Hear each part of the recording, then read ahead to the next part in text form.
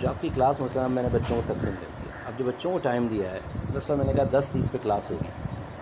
تو 10:20 سے لے کر میں سائن ان کر لوں, اور بچوں کو بھی کہتے ہیں 10:20 پہ آپ سائن ان کر لیجیے تاکہ آپ کو مائکرو فون لاگ ان وغیرہ یہ ساری چیزوں کا اندازہ ہو جائے.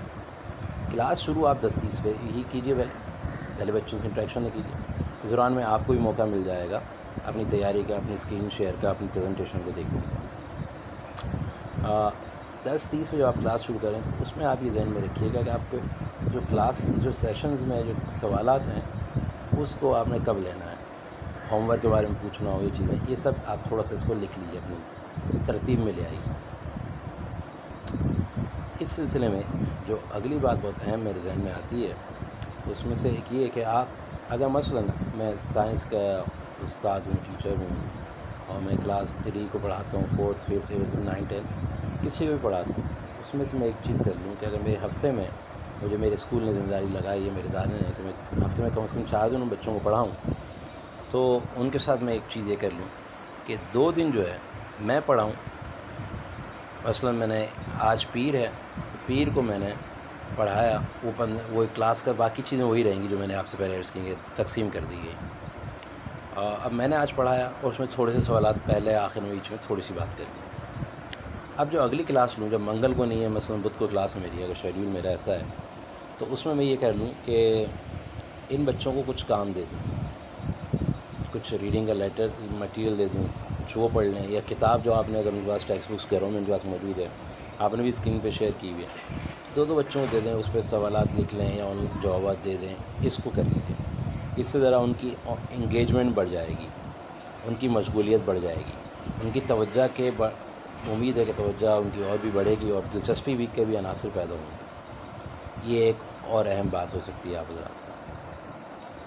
کا. اب ان سب سے اہم چیز جو ہو سکتی ہے, دیکھیے جو زمینی حقائق ہیں یا ہماری زندگی کا روزمرہ جو مسائل آتے ہیں, چاہے وہ انٹرنیٹ کی بینڈ وڈتھ ہو یعنی کہ اسپیڈ کی بات ہو, یا جی بی کی کنزپشن کی بات ہو یعنی کہ ڈیٹا کتنا ہم کنزیوم کر رہے ہیں, ہمارے یہاں یہ پیکیجز کا سلسلہ ہے یا وائی فائی ہے. تو دیکھیے ایک چیز کو ہم یہ سمجھنے لگ جاتے ہیں کہ اگر ہمارے پاس بھی ہمارے 10-15 گھروں میں بھی معلومات ہیں وہاں پر بھی ہے تو ہم سمجھتے ہیں پوری پاکستان میں ایسی چیز ہے. ایسا نہیں ہے. مجھے یاد ہے ہم ایک زمانے میں ایک بہت بڑے پروجیکٹ کے لیے ایک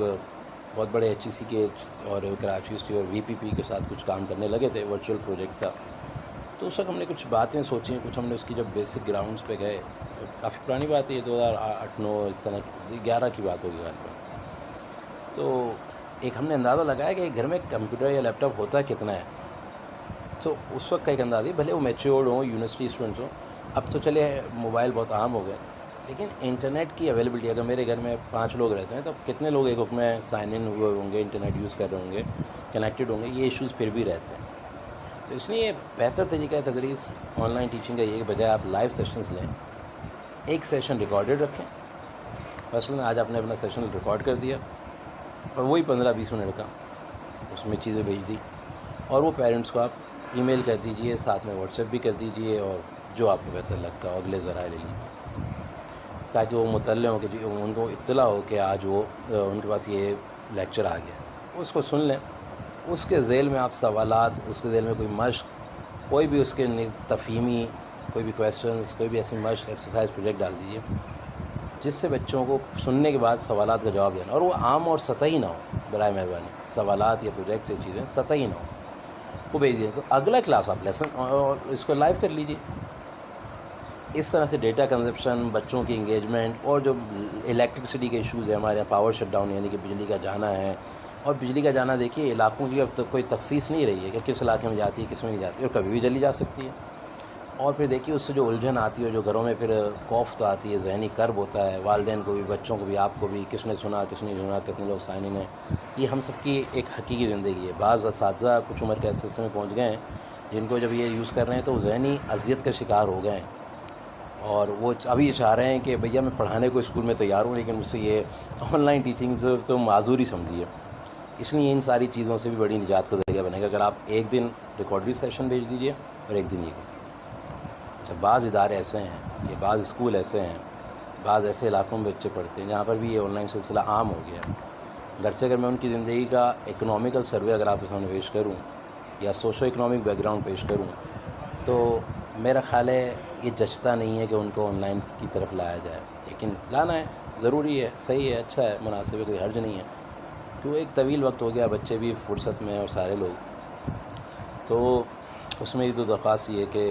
ریکارڈڈ لیکچرز پر ہی بھروسہ کیا جائے، اور اس میں بھی ضروری نہیں کہ ویڈیو آڈیو تو اچھا ہے، اور اگر ویڈیو بنانی تو اس میں آپ نے آپ ہٹا دیجیے، پاور پوائنٹ آن کیجیے، پاور پوائنٹ پریزنٹیشن میں اپنا لیسن ڈال دیجیے، اور اس میں جا کر آپ جو ہے اس میں آڈیو کی بھی سہولت ہوتی ہے، پاور پوائنٹ سلائڈ چلائی اور آڈیو ڈال دی، تو بیک گراؤنڈ پہ چلتی رہے، اس سے تھوڑا سا وہ اور بھی ریڈیوس ہو جائے گا۔ یہ آپ اس طرح سے کر لیجیے، بہت سارے ایسے علاقوں کے اسکول ہیں جنہوں نے کیا ہے، ان کو اگر آپ کیٹیگری میں ڈالیں گے، وہ دنیا جہاں کی چیزیں اچھی پہنتے ہوں گے، دیکھیے وہ برانڈز بھلے کتنے اچھے پہنتے ہوں، وہ کیبل کی فیس دیتے ہوں گے، وہ سب کچھ کرتے ہوں گے، لیکن جب اس طرح کی بات آتی ہے تو ان کے مسائل رہتے ہیں۔ اب یہ خیر ان کا لائف اسٹائل ہے، جو بھی ہے، ان کی فیس کا یا ان کے اسکول کا، یہ چیلنجز ہیں، تو ایسے میں ایسے اسکولوں کے لیے آسانیاں پیدا کر لیں، اس میں یہ کریں۔ اگلی چیز، ہم واٹس ایپ پہ سے بھی زیادہ جو ایک چیز